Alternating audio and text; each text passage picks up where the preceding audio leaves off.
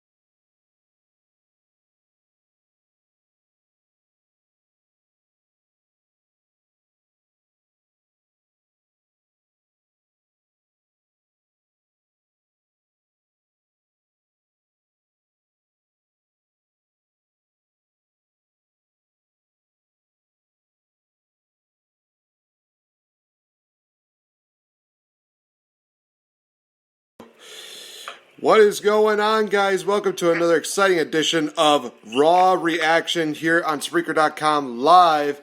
I am Nate the Effing Great, joined here as always by Mr. AJ Jensen from Smart Money Podcast. All right, so we're going to go right into Monday Night Raw. We're not going to waste any time. First segment kicked off with dun-da-da, Dean Ambrose. And I know a lot of people, as soon as they hear Dean Ambrose's name, it's like, oh, God, here we go. This is going to get boring. This was actually one of his better promos. I thought that the whole Steely Dan naming his chair was pretty funny. But this also drew out Seth Rollins.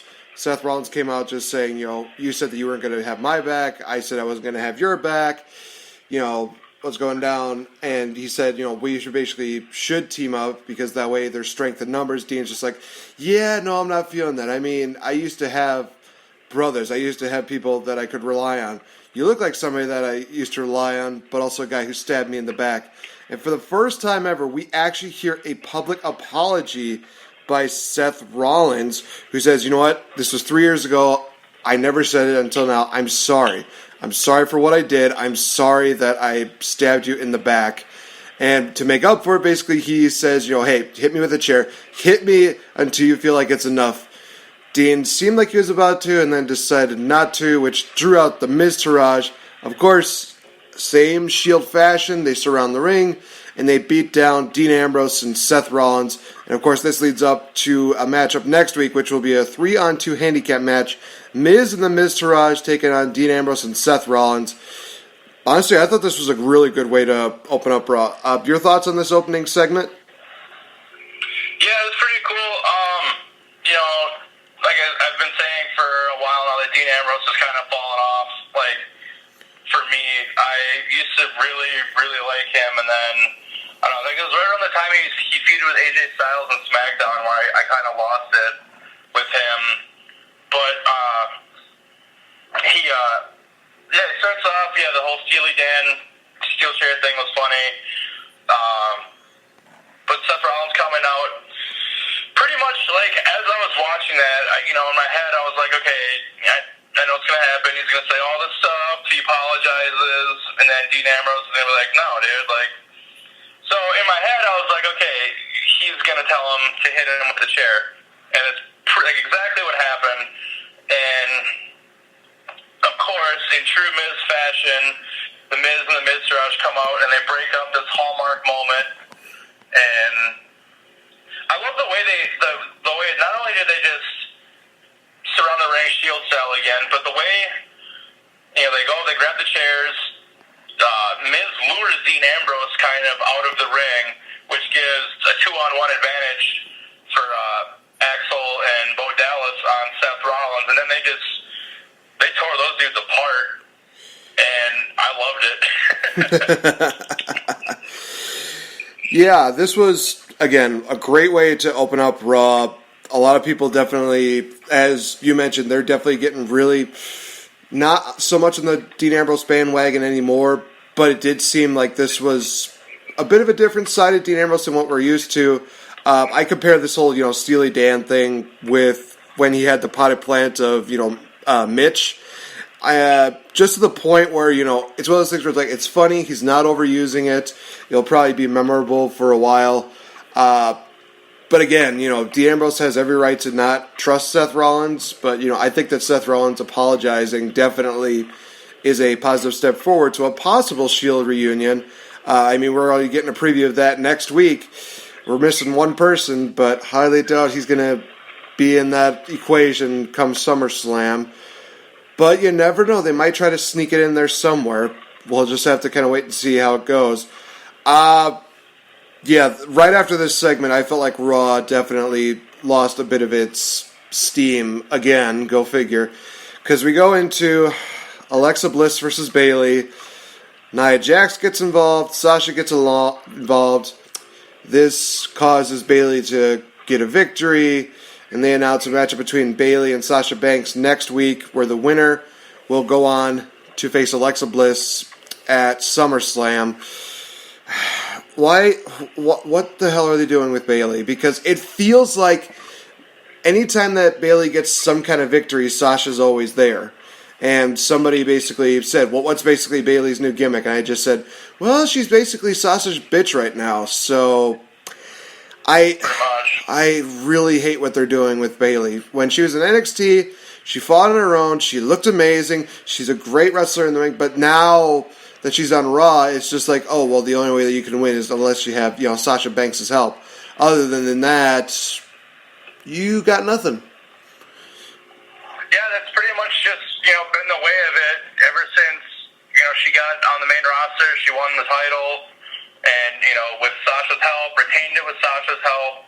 And I think that really, kind of tainted her main roster debut in that first women's title run. Because it was like, yeah, you came from NXT where you did everything on your own. You didn't need any help. And then you come up here and they have Sasha Banks always there, always having her back. And so it's like, you don't really see that struggle of, the chase. It's like almost like two people going for the one title. And it's really kind of ruined Bayley for me and Sasha. But, yeah, I don't know. I still got a feeling like Nia Jax is going to get involved in the match next week. And who knows what's going to happen. We still got we got the SmackDown pay-per-view this weekend, and then probably, a month till SummerSlam? I think it's like August 20th. So we're just a little over a month away from the SummerSlam pay-per-view. So the way they've been going, that pay-per-view isn't even finalized till the week of the pay-per-view. And I've even noticed they are throwing matches on pay-per-views completely last minute. And so who knows if that's going to be finalized. It'll probably be finalized the go-home show before the pay-per-view. Yeah, and I will say this, that, your prediction of Nia Jax getting involved, I'm hoping that's not entirely the case, because that'll really be almost like a blatant, copy and paste deal of the Monday Night Raw main event, which we will get to. Don't worry, we're gonna talk about this until your ears bleed. But I just hope that they do something memorable with this women's title feud, because Sasha Banks, she's starting to get back her credibility. That's great. Bayley's still in the same rut that she was when she first started, and Nia Jax, as we both talked about. Ideally for me, here's what I would like to happen. I would like Nia Jax to interfere in that match, and then she can say, why in the hell wasn't I put in this match for the number one contendership? They have a triple threat match, and the winner goes on to face Alexa Bliss at SummerSlam, and hopefully, in my opinion, it would be Nia Jax that goes over in the triple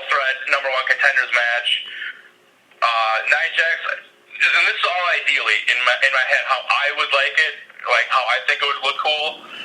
And Nia Jax would go over because the friendship of Bayley and Sasha would essentially come to an end, and Nia Jax would go over. She would go on to face Alexa Bliss, and then we would start the Sasha and Bayley feud. Yeah, it's wishful thinking. I mean, plus one of their greatest rivalry matches was in Brooklyn, and they're back again this year for, SummerSlam, so would that be a great trip down memory lane just to see that matchup happen there? Yeah, but it's that's like my little theory right there. It makes too much sense, so WWE probably won't do it. Yeah, you're probably right. But we'll go into the cruiserweight matches next. I said this before on Twitter last night that you really need to watch 205 to even understand why they're doing some of these matches. Like the thing that's going on with Akira Tozawa, we'll talk about that in a minute. It's a tag team matchup that features Mustafa Ali and gentleman Jack Gallagher. They defeat the team of Drew Gulak and the Brian Kendrick. All in all, this matchup lasted probably under 5 minutes at least, which is horrible to say that because these guys came in white hot, and next thing you know, they're down to just these random matches that nobody's going to care about when it comes to the Monday Night Raw deal. The only way they're getting their own exposure is if they watch 205 Live, which, yeah, sure, that's doing better than Talking Smack, all right? That's a reason to cancel it. We'll probably talk about that a little bit later on. But, yeah, there's this random deal between Brian Kendrick and Jack Gallagher, which I don't understand exactly what's going on there. But I'm loving what they're doing with Drew Gulak, the whole no-fly zone deal, basically taking a shot, I think, at Randy Orton, and basically saying, dude, I don't fly, I don't, do high-flying stuff, I don't do springboard stuff. So this is all building up to a 2 out of 3 falls match between Drew Gulak and Mustafa Ali on 205 Live. Hopefully it lasts longer than the I Quit match between Cedric Alexander and Noam Dar. I was very disappointed in that matchup. I thought it would have at least gone 20 minutes maybe, but this is probably the shortest I Quit match I've ever seen, where it lasted like 9 minutes. I just don't get it. It's frustrating. Yeah, I gotta be honest, I still have yet to watch a single episode of 205 Live. They have completely ruined the cruiserweights for me, other than Neville. I can't get into the storylines. They put on good matches. It seems like at the pay-per-views they put on really good matches, but everything else in between is just, I don't know. Even last night, I love seeing Brian Kendrick. It's been a while, I think, since he's been on Raw. And so now he's doing something with Jack Gallagher, which is, I think that would be a good feud. When Jack Gallagher joined the CWC tournament last summer, I didn't really know who he was. I watched him. People told me he's like, oh, this guy's really good. But I didn't like him. I don't know what it was, but I wasn't a fan. But he, it's one of his pay-per-view matches. I can't remember against who. Might have been Neville. But, I mean, just wow. Like, I became a fan of his at that match, and pretty much have been ever since then. But then, it's just these stupid storylines they put these people in makes me not want to care. It makes me not want to watch, because it's like, I can't even think straight because of it. It just, it's storylines like they put for the Cruiserweight division, and, the Kurt Angle storyline, which I know we'll get to later, is just a prime example of who writes this shit. Yeah, I definitely do agree with that. I don't know. It's really sad to see that this was something that was white hot. This was something that was immensely popular building up in the summer, and people are just having some great opinions about the Cruiserweight Classic. And then we see the promos going to Monday Night Raw. It's like, okay, this might be very interesting. And then we hear that Vince McMahon's saying, like, oh, you can't be doing all this crazy stuff because the fact is, we can't have you overshadow our main event level guys. It's like, dude, this should be like the standard for the wrestling matches for Monday Night Raw. If these guys are putting on, 10-minute matches that are really good, why are you protecting your main event level superstars that much to the point where you're saying you can't do this, you can't do that, you can't fly, you can't do anything, you can't do the stuff that basically brought you to the dance? It makes absolutely no sense, and that's one of the reasons why Monday Night Raw is going down the toilet right now. And as well, look at all those matches that were in the CWC tournament. Like, good God, those were some of the best matches that year. Hell yeah. I mean, off the top of my head, without even naming names, I would say there was at least 3 matches that me and Chris talked about, were like, match of the year right there, match of the year right there. And then it's like week after week, you watch a match and we're like, oh my God, that's like match of the year contention. And then the next week, another match is like better, and you're like, holy crap. How are they going to get any better? And then the week after that, they do something that's even better. So when they announced the Cruiserweight, division coming to Raw, everyone was so excited because we're like, holy crap, we're going to get matches like CWC every week.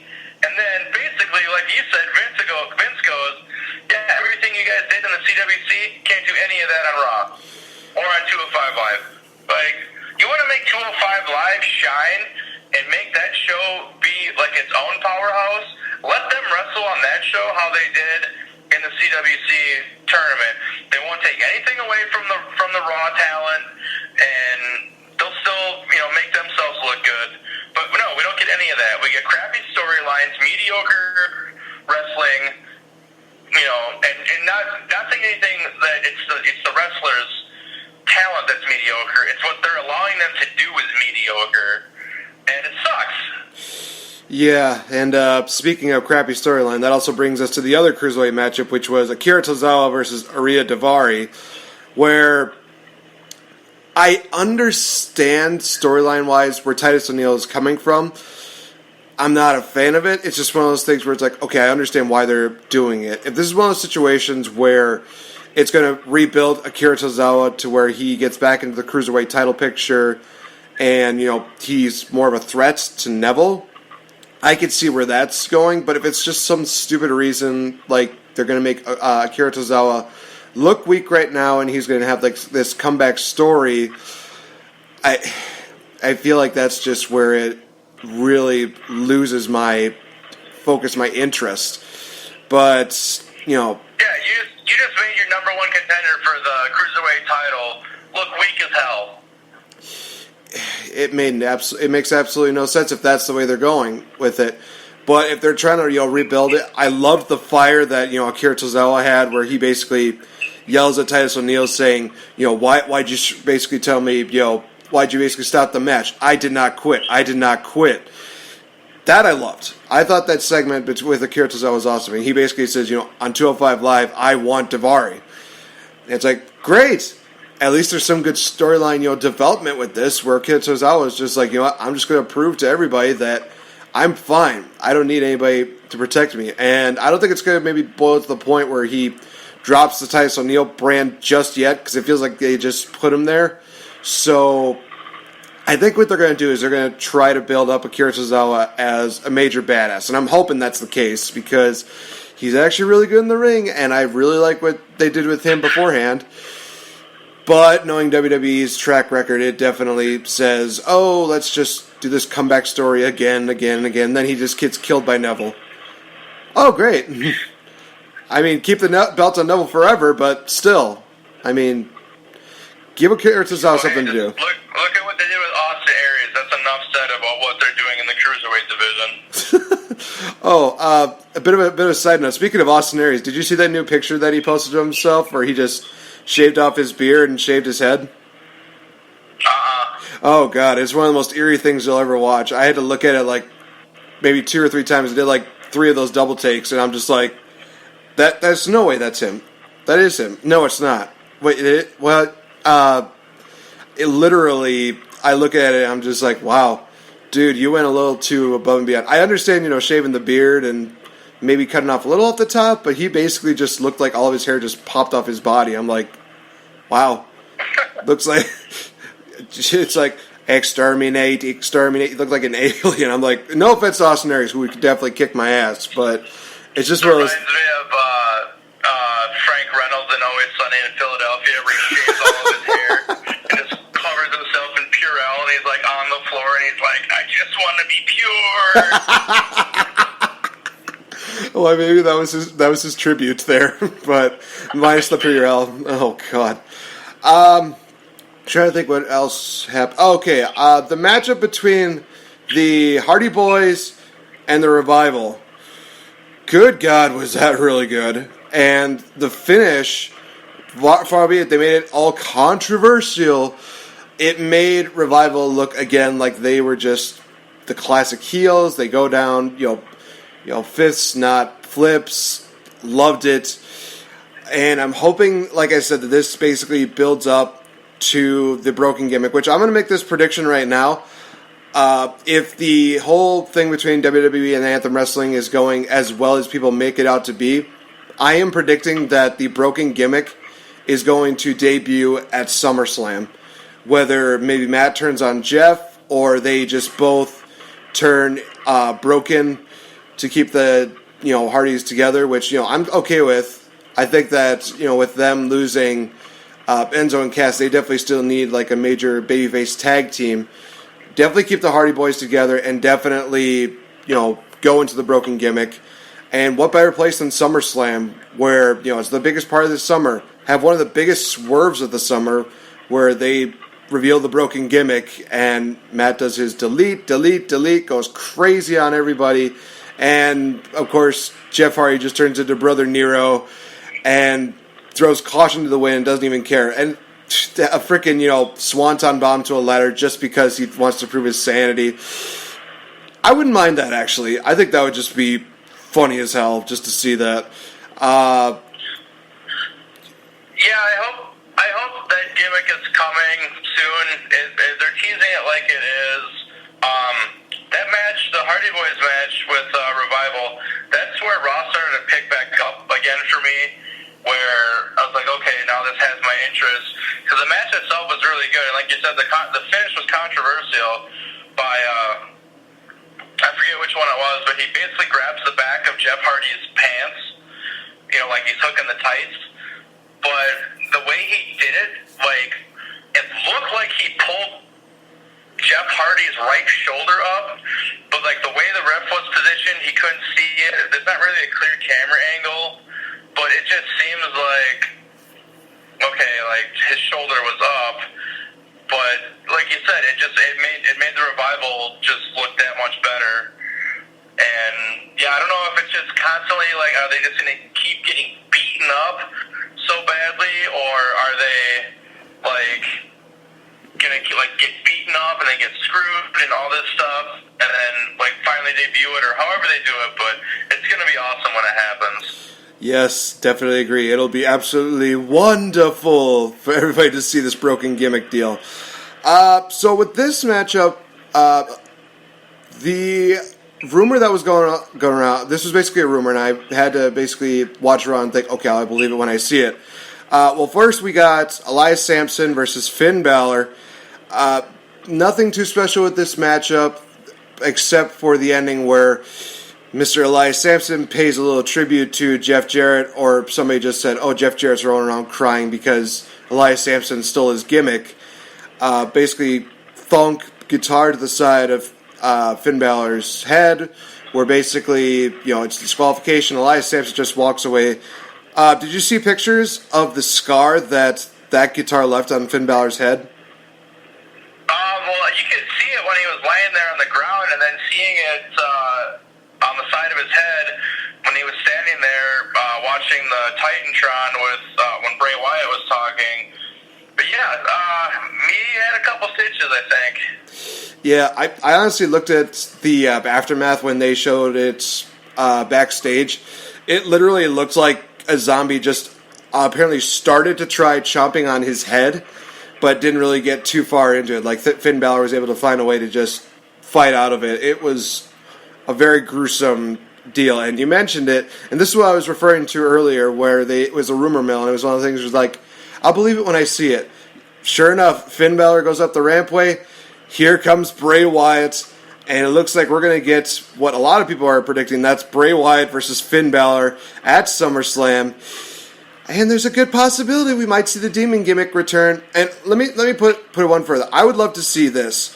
If Finn Balor does the demon gimmick at SummerSlam between him and Bray Wyatt, I want to see Bray Wyatt kind of do something to match that. And I mean, like, not exactly like, Papa Shango thing deal, but maybe something that they do in New Orleans where, there's like the voodoo people and they have like all that face makeup and stuff like that. Something along those lines, not as too cheesy as, Papa Shango, but more just, something that would actually look just creepy for Bray Wyatt. Something that would fit him, just making him, being like the puppet, like the master of, minds, the eater of worlds, something like that.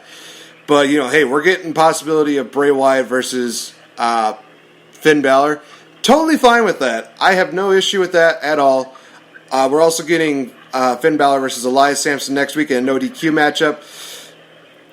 Am I wrong to assume that we're probably going to get a Bray Wyatt interference in that matchup? I hope so. I think it would help push the feud. And as far as what you were saying about like SummerSlam, Louisiana, I would love it if they did some type of like voodoo stuff with Bray Wyatt. If Balor comes out and like you said, I really do think that at SummerSlam, Balor will come out as like Demon Finn Balor, and yeah, if he does that and they do some type of like voodoo stuff with Bray Wyatt, that could be really, really, really good. Because even if people don't like the matchup, at least they will say, "Oh my God, they probably had the entrances of the night where, Finn does his demon gimmick and Bray Wyatt, of course, does this kind of voodoo magic deal, Louisiana Bayou kind of deal." Because it also could basically say, like, this is going back to Bray Wyatt's roots, where they, of course, talk about the compound, but a lot of people really basically assume that they were more kind of like southern Louisiana type deal. It would be very interesting just to see that. And then, you could even build up like this segment where Bray Wyatt, he's looking for this, power to combat the demon with Finn Balor, and, he goes down to Louisiana. He learns about the voodoo history. Just incorporate something like that to make it even more interesting. And we're not saying, change his gimmick entirely. We're just saying, Bray Wyatt, he's basically, we're basically trying to get him to be the next Undertaker. Why not have him do something more with that? I mean, he can control lightning. He can control fire. We know that. They're just not going to do that, especially now with Raw and SmackDown WWE not doing as much pyrotechnics. Just, do something good with the creative storyline. Make up for that. Yeah. If you're trying to save money, then start making these better decisions. Make storylines more creative and more just that make you want to actually watch this. Do something like that, because obviously, if you're going to lose the pyro, you got to make up for it somehow. Or we're trying to save money all around. I don't care. Create better stories. Well, we have to just get off your lazy asses and just do it. Come on, just give us something worth watching. Speaking of worth watching, I think we're going to be talking about this subject for quite a while, because I think we're going to have a difference of opinion on this. The big reveal of Kurt Angle. I'm going to. Well, how about I let you start off this, because I think that, like I said, you probably have a different opinion about this than I do. So, what was the Kurt Angle big reveal, AJ? Well, I would have rather it have been Dixie Carter, something along like that. But instead, we get to hear this cute little story about how Kurt Angle, when he was in college, dated this chick for a while, and then he didn't date her, and then he found out that 9 months after their last date, she had a kid, and that kid would grow up to be a great athlete, played 3 sports, and yada, yada, yada, and then just magically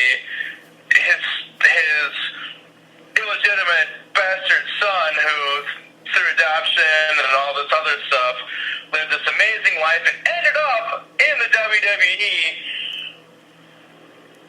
along with his tag team partner, Chad Gable. Yes, of course, I am referring to Jason Jordan, who apparently is Kurt Angle's illegitimate bastard son from college. And I could not fucking care. I think it's stupid, but, I mean, I don't know. I probably think it's stupid now, but it'll probably be funny. Like, they had their big moment. We got the hilarious My Black Son video from someone pieced it together with Peter Griffin from Family Guy singing the whatever the name of that song is, but that was hilarious. I freaking laughed my ass off watching that. But then I got to thinking, and I posted this in a wrestling group last night. Picture of Shelton Benjamin with his mother. And I said, this is the woman that Kurt Angle got pregnant in college. She had a son who turned out to be Jason Jordan, who is in a tag team, or was, I don't think they're a team anymore, but was in American Alpha, which everyone called, like, World's Greatest Tag Team, Team Angle 2.0, which also would be funny because Shelton Benjamin was in that tag team. So now they're all going to merge together and just form like this one great, like big, huge faction, World's Greatest Tag Team, and American Alpha, and it's all going to be led by Kurt Angle and Shelton Benjamin's mother. Oh, man. But yeah, no, like all kidding aside, I don't care for this storyline at all. I don't care where it's gonna go. All it says to me is they broke up probably one of the best tag teams they had in the WWE. So yeah, awesome. Well, breaking tag teams up fucking left and right here. Well, I mean, I did say this, I think it was either last week or a couple weeks ago. 2017 is going to be the most memorable year because of attempted murder, arson, and heartbreak. And heartbreak can be categorized in so many different ways, as in, breaking up tag teams, or heartbreak is in, title victories and losses, stuff like that. Just to kind of add on to, the comedy that you were talking about with everybody, just talking about, these possibilities of who the mother was going to be. Oh, God. As soon as I heard everybody basically saying, like, oh, it's the illegitimate bastard son between Kurt Angle and Sharmell, immediately I posted on Twitter, I said, everybody's saying that, and I'm just like Daniel Bryan during the No movement, where he's just going absolutely insane, just saying, no, no, no. I was literally that guy just saying, like, no, we're not reliving that storyline. That was creepy. I remember watching it. I remember the matchups between Kurt Angle and Booker T. They were good, but the storyline built around it was just absolutely uncomfortable. I do not want to relive that. It's one of those moments where it's like, okay, it's funny because there's no way this would happen. Jason Jordan is the illegitimate son. Here we go. Here come the Sharmell jokes. God damn it. Just stop it, please. So, my thoughts on this were that, okay, obviously this was very underwhelming. Even for me, when I was saying it's got to be Jason Jordan, I was a bit like, okay, they are going down this route. Interesting. A lot of people would have preferred Chad Gable because they think that somehow he looks more like Kurt Angle. I don't know if Kurt Angle had that much hair, so that's kind of my more thing where it kind of scratches my head where it's like, if it's Chad Gable, it's like, how does he get the hair thing? Are we going to say that his hair came from his mom or something like that? I thought that Jason Jordan actually fit more the illegitimate deal better. And a lot of people have definitely been saying that they wanted to see American Alpha, team up in some way or work together in some way with Kurt Angle. And that's where I'm coming from, where I'm watching this and thinking, okay, we're getting sort of what we wanted, and that's, an American Alpha team member is basically under the tutelage of Kurt Angle. He's getting taken under his wing.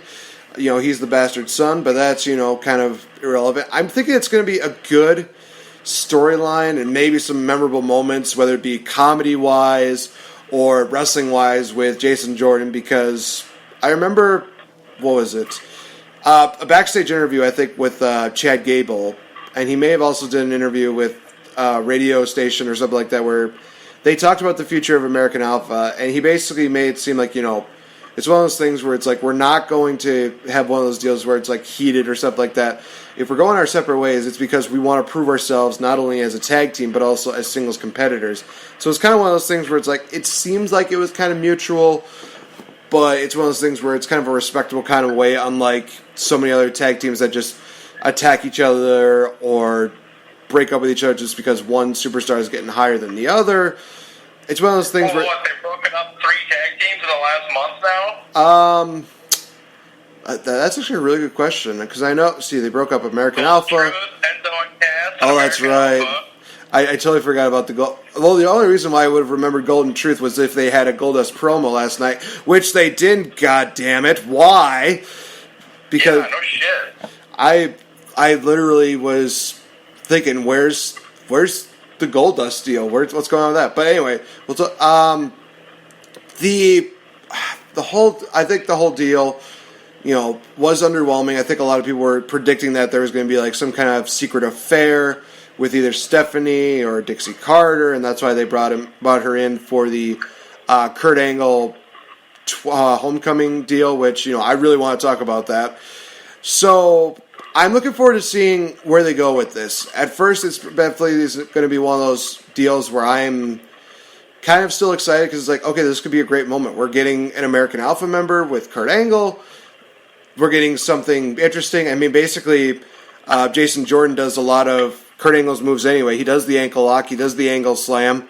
Maybe, he's basically showing Jason Jordan how to, remain focused and really just become something bigger and better than what he is. So this could actually be a good storyline if they provide him the right way. I don't see it as one of those things where, Jason Jordan's going to chase after every championship and win it like Kurt Angle did. I would prefer this idea of a storyline where Jason Jordan maybe next week basically says, it's like, I know that you're my dad and I know you really expect a lot from me, but for my opinion, I want to not only be remembered as one of the best superstars, but also one of the best tag teams. Can we bring Chad Gable over to Raw? And if they did that, God help me the matches that American Alpha could have on Monday Night Raw. And no, it would not set up for a heel turn. This would be one of those things where we keep American Alpha going quite a bit longer, have them feud with Revival, with the Hardys, with Cesaro and Sheamus. Oh, God, those matches would be absolutely insane. I really would want this, but it's like you said with the Cruiserweight division. We expect one thing, and we're given something completely different, whether that be chicken salad or complete chicken shit sprinkled with cow turds.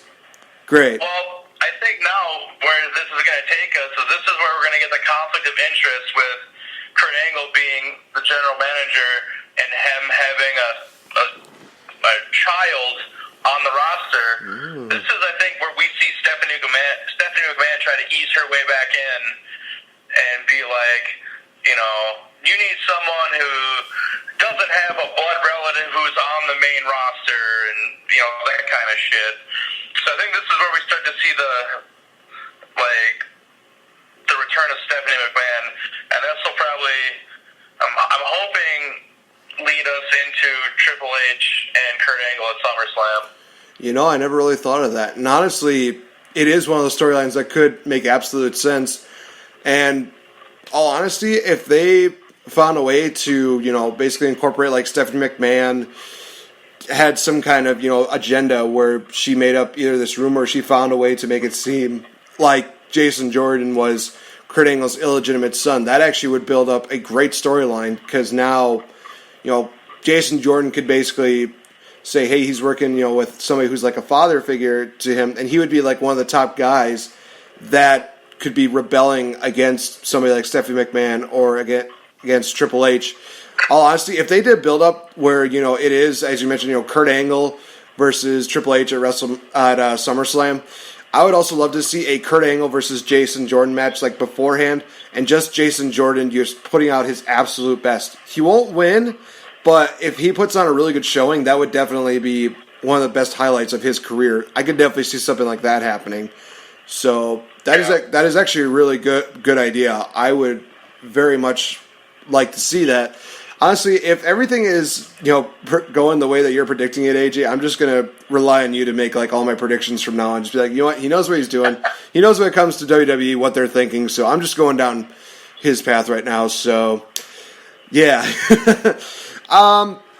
We move on to the main event, which sucks because this was at the point where I accidentally fell asleep. And boy, howdy do I regret that, because Roman Reigns versus Samoa Joe, where the winner would go on to face Brock Lesnar for the Universal title at SummerSlam. Boy, howdy, I did see a lot of highlights of this matchup, and it was, again, really good. Samoa Joe and Roman Reigns are definitely really good in the ring.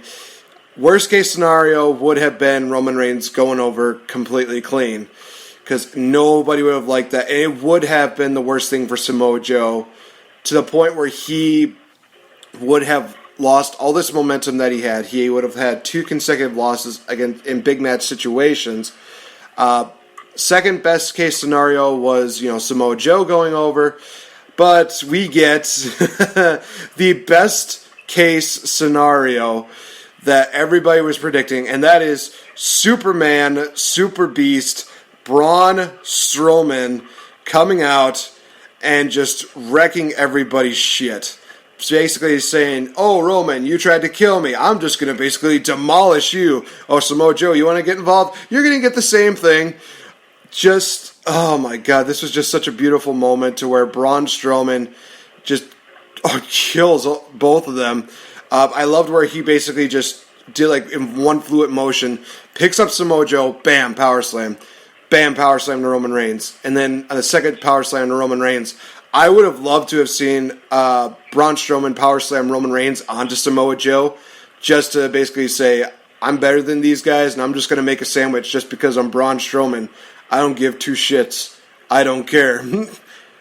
This is what everybody's referring to. They're basically saying that they're going to build up a fatal 4-way between Brock, Joe, Reigns, and Strowman. This is definitely a good step in that. Now people are going to want to see what's going on for next week. Plus, Braun Strowman's back. Somehow he's miraculously recovered. So this was kind of awesome. Braun Strowman came out and just laid waste to the 2 guys going for the number 1 contendership. Just they made him look so beastly, and I loved it. And yeah, it's going to set up for something really, really good at SummerSlam. Sorry, with a fatal 4-way, and all 4 of those guys in one match. Just the possibilities are endless. But I get why they're doing it. They don't want to have Brock Lesnar be in a match that's longer than 10 minutes. Well, if they want to put him in a match that's longer than 10 minutes, then they're going to want to put more people in there because they know that... Well, that's what I'm saying. Like, one-on-one, they don't want him being in a match longer than 10 minutes because he gets freaking blown up so bad. So if you see any of the long matches that Lesnar's been in, there's always been parts where he's like... I think back to one of the matches where I think he got put through a table or something like that, and just was out of the match for like half the match. I was like, oh, they're giving Lesnar his rest break. Yeah, I think I know which match you're talking about. I think it was that the triple threat between him, Cena, and Rollins, if I'm not mistaken. Yeah, I think it was that matchup. Yeah, it might have been. I think what's very interesting about this, and I wish I would have posted us up on Twitter had I not fallen asleep, was that it took Brock Lesnar probably like about 10 minutes basically to take out Samoa Joe. It took Braun Strowman less time to take out Samoa Joe. I felt like maybe 2-3 minutes, and then Joe was just down. It's like, yeah, Brock, you're going to have to top that. Good luck with that. Braun Strowman is just killing it. This guy can at least go 10 minutes. I mean, we saw his matches with Big Show, which lasted a lot longer than I thought a lot of people really were very interested in seeing. But yeah, Braun Strowman can go. He definitely can go the whole 10 yards and probably can definitely provide at least 10 minutes worth of really good spots. So this was really a great segment to end Monday Night Raw. It was absolutely awesome because you got to see the return of Braun Strowman. You got to see Roman Reigns get beat up, which a lot of people are, of course, happy to see. And Samoa Joe doesn't lose to Roman Reigns. That's the main thing. That's the main victory that I think that came out of last night. But I'm really looking forward to seeing the build-up between these three guys and how it's going to affect the Universal title situation at SummerSlam. It's going to be something awesome. There was one more thing I wanted to talk about before we end the Raw deal.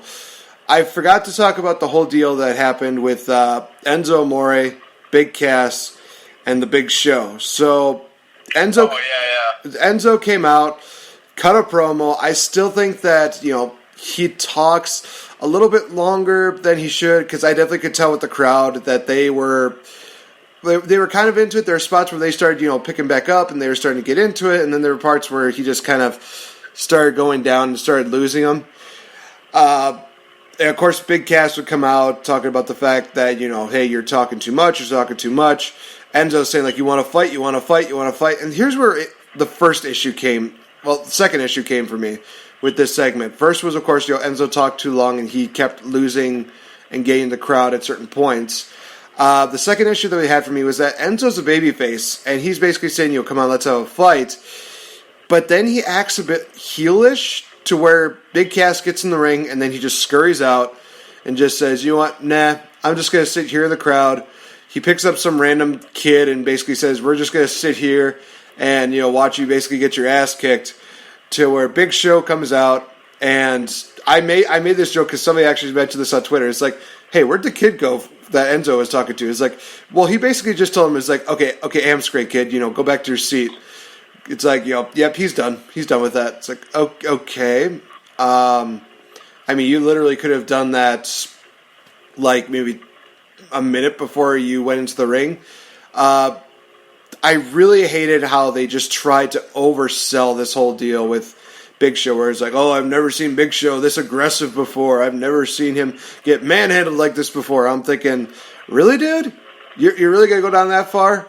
Because, okay, if somebody says, oh, this is the most aggressive side that Big Show has ever shown, I'm thinking, ECW 2006, I think that would beg to differ, where he was basically in Extreme Rule matches and just basically killing everybody that he was facing up against. You look at his match with Ric Flair, where he went through the tax, and then next thing you know, he just went supernova on his ass. His matches with, I think RVD, Tommy Dreamer, Sandman, Sabu, all these matches where he basically just looked like a freaking beast. Those are matches where it's like, yeah, this is where Big Show is really aggressive. They, of course, will say, oh, I've never seen Big Show get manhandled like this before. You must have forgotten about the fact that he got destroyed by Braun Strowman earlier this year. Are you really that dense? Seriously. Brock Lesnar killed him a couple of years ago. Yep. I really hate that they mention like that. If they would say this is one of the few times where they see, Big Show, this aggressive, a few times Big Show getting dominated, that would have been better. That would have been more acceptable for me. But it was just those keywords where it's just like, really, guys? You're going to basically say that even though a few months ago he was basically getting decimated by Braun or something like that? I know why they're doing it, but... it's WWE where TJ Perkins is the first Cruiserweight champion ever. And he's doing absolutely nothing. But, I'm just the fact that they completely forget about the past. There were many Cruiserweight champions before TJP in WWE, and, Big Show has been destroyed before. The ring has collapsed before, with a suplex off the top ropes. And they always act like, oh, we've never seen this before. Yeah, we've seen it about 4 or 5 times before. Yeah, they really like to ham it up. And of course, Enzo tries to get involved, but basically Big Cass just says, Just basically where Big Cass just say like, oh, you're coming in? Here, have my nice big boot in your face. And the way Enzo sold that big boot, that was really good. I really liked how they did that. And somebody suggested this idea for a great way to end the Enzo Amore Big Cass feud, and I would actually be okay with this, especially if they threw this gimmick in there. If they had Enzo and Cass face off at SummerSlam in a Brooklyn street fight, that would be awesome. That would be a matchup that I would really want to see, and I think it would be a different matchup than what they had at Great Balls of Fire. I understand why they did it, because this is supposed to be like, the kickoff deal to where Big Cass and Enzo start their feud, and then it's going to culminate into some big matchup. Please, by all means, I want to see this Brooklyn street fight between Enzo and Cass. That would be a great way to cap it off, and you have Big Cass going over. I think it'd be a great way to do it, and plus, Enzo is not going to believably beat Big Cass, with him just fighting off. I mean, basically, it's like, jeez Louise, it's like, it's like the Tin Man taking on one of the Munchkins. You really think that, a Munchkin's going to take down the Tin Man? Because unless, something happens to where the Tin Man, loses an arm or something like that, there's no way that they're going to be able to beat that. So, well, I wish after everything was done, because like Enzo said, after Big Show beat Cass's ass, he was going to ask him 3 words. Just simply, how you doing? So I wish after freaking Big Cass, beat up the Big Show and then dropped Enzo, I wish before he walked out of the ring, he would have, looked down at Enzo and been like, how you doing? Just, throw that back in his face. I think it would have made it, even that much more heelish. But they didn't. But it was still a pretty cool segment. I kind of forgot about it, too, until you brought it up. But they're, it has been a while since we've seen Big Show handle like that. And like you said, it was Braun Strowman last, and then before that, it was probably Brock Lesnar. Yeah. I think maybe Mark Henry beat him up pretty bad before, too. Well, but, it's just, I wonder what the future holds for Big Cass and what they got planned for him, because they're, it seems like they're going to push him. Yeah, I know that, especially last year during his, when he was a part of that Fatal 4-Way Elimination matchup, Vince was very high on him to even be one of the guys to really be a contender for the Universal title. And on Raw Talk after, I think it was Great Balls of Fire, where he basically says that he's going to beat Brock Lesnar and become the Universal Champion. I mean, there were news and headlines where it's just like, oh wow, he's throwing his name in the hat? That would be very interesting. Would I like to see Big Cass versus Brock Lesnar? If he gets the right build-up. Right now, if they threw Big Cass with Brock Lesnar, I would say, okay, Brock, you're going to basically eat this guy alive. 5, 6 suplexes, and then boom, F5, 1, 2, 3. Basically what happened at Great Balls of Fire, that would happen to Big Cass, except Big Cass would not get any sort of offense, really. All it would do is just, piss off Brock Lesnar. It's like big boot to the face, Brock just does his high-pitched war cry, and then just goes ape shit on Big Cass. If they build him up a bit better by, I would say, Survivor Series, then yes, I could definitely see Big Cass being a legitimate contender. But right now, he's still in the midst of being quote-unquote green and, his Titantron where it says big ass. So, yeah. Yeah, so, well, actually, one thing that I highlight, I forgot to mention this when we were talking about the whole, the whole Miz Taraj, Seth Rollins, and Dean Ambrose moment was the the Bo Dallas pants. Oh my God! This basically Oh God! I said this last night. I said that Jericho got a list over. Bo Dallas is making his pants more over. Because people remember his pants from Great Balls of Fire. They were just shiny. They were like James Ellsworth, but actually fashionable. And now you see that he had these poopy brown jeans or something like that, where it's blue on the outside and brown on the inside. Where it's did this guy just? Well, they're those. I saw this a while ago. They had they were going to start selling already have like dirt and grass stains on them. Oh God! And I think that's what those were. Is like they were those jeans that, or like they had dirt stains, like they were made that way. Oh Jesus! I don't know. It's fucking weird. Well, Bo Dallas found a way to make them over, so it's still one of those things where it's like, oh my God, Bo Dallas, you're turning in. You went from Bo Rider to being like the most Bo fashionable guy I've ever met in my entire life. Because holy cow! You can call him fashionable. How can you say it? Fashionable. Oh man! Fashionable. Oh my God! The fashionable superstar Bo Dallas. Oh my God! We're definitely gonna have to make that a hashtag whenever he comes on to Monday Night Raw next week. It's like, oh, it's hashtag fashionable. Fashionable. Please, by all means, for anybody that listens to this show, make that a trending tweet during Monday Night Raw when you see Bo Dallas, because that would just be absolutely amazing. And I think that would just put so many people, oh my gosh, it would be amazing. So, all in all, Monday Night Raw, your thoughts first? It had its ups and downs for me. It definitely wasn't as good as Raw last week, but it's decent. It ended on a good note, so. Yeah, I gave it about like a 50-50. It's like, first opening segment, it was great, and then they had some segments in the middle here that were just, like you said, absolute bleh. And then there are other moments where it's like, oh, great, and then I would say like maybe an hour and a half of good, hour and a half of bad. It was kind of 50-50.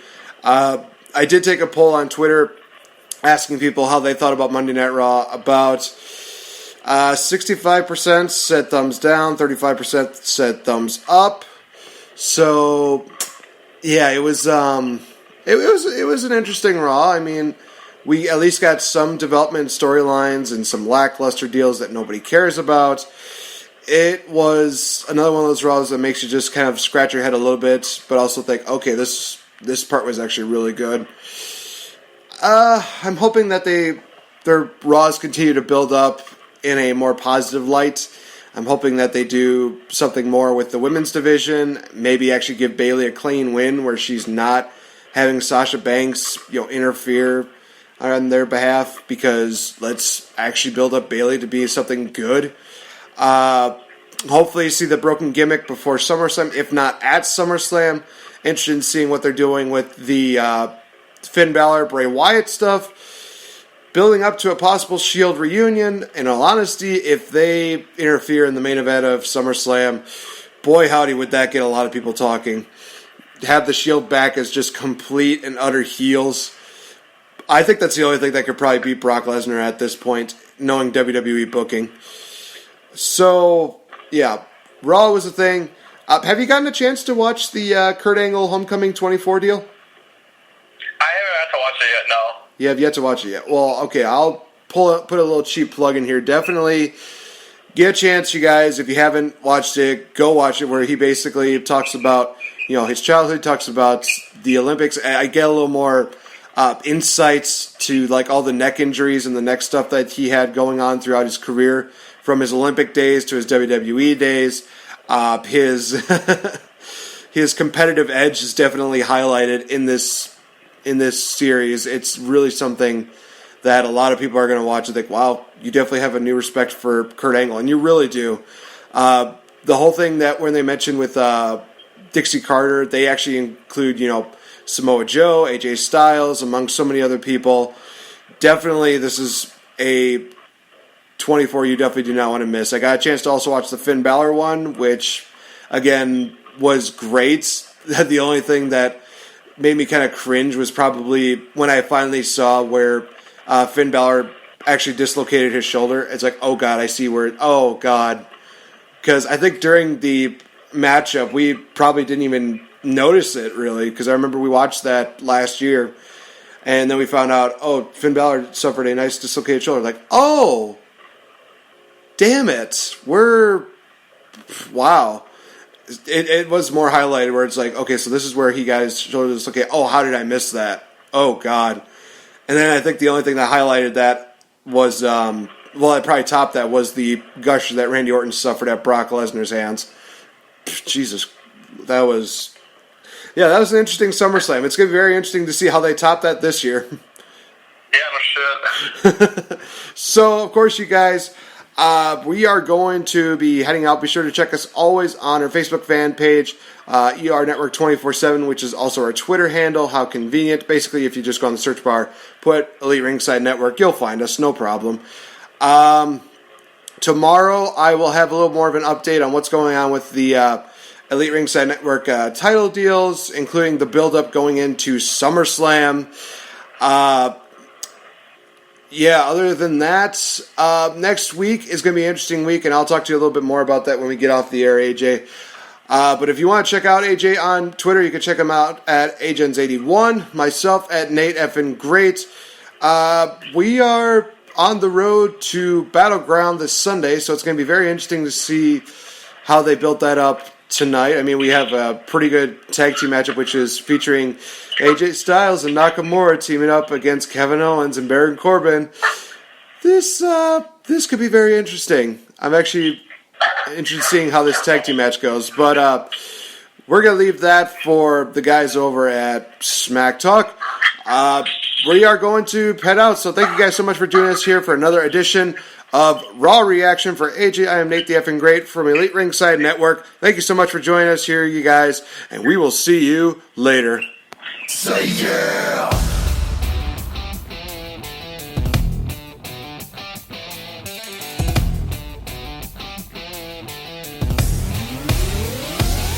We go hard, all day, all night. On my brow, son of people who be ready to fight. Say yeah, yeah, yeah, yeah. We ain't ashamed that we came from the park. And if you're looking for trouble, our bite is worse than a bark. Cause we done proud son them boys till the day we dead. We got fists made of fire and a neck all red. We keep it dirty, keep it gritty. Don't need your slick, don't need your city. Keep it dirty, keep it gritty. On my brow, so the people let them know that you're with me. We go hard, all day, all night. On my brow, so the people who be ready to fight.